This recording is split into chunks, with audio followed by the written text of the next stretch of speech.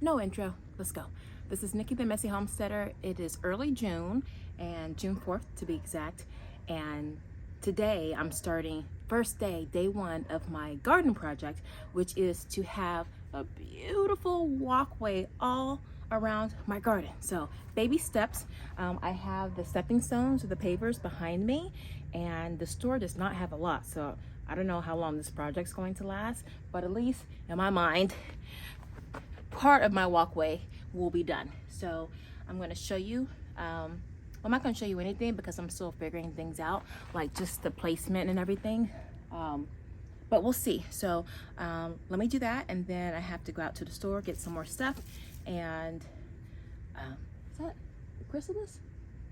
No, it wasn't. So let me know what you think. Hey guys, bonehead move on my part. I had my headphones on, which meant that I was recording to my headphones and not through my camera phone. Sorry about that.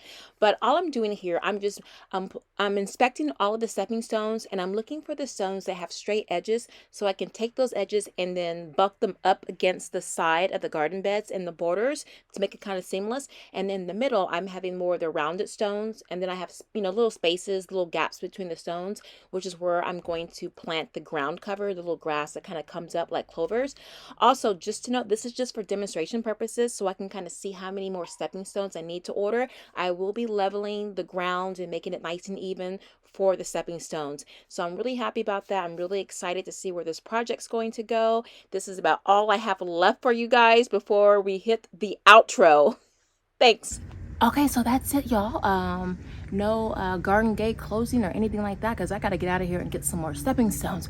But I just wanted you guys just to kind of follow along on this little journey as I transform this tiny space into a garden oasis, and I'm happy. So stick around and watch me on this journey as I transform this garden space, which you can do too.